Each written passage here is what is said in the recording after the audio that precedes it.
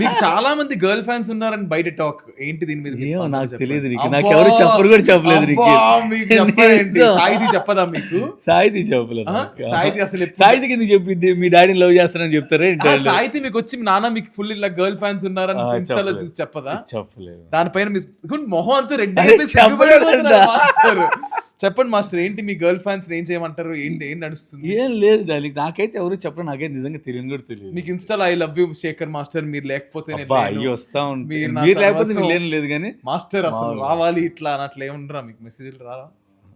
నాకు తెలిసి అంత మీరు పట్టించుకోరు టైం ఉన్నప్పుడు చూస్తాం. టైం ఉన్నప్పుడు చూస్తాం కానీ మామూలుగానే చెప్తారు కదా క్యాజువల్ గానే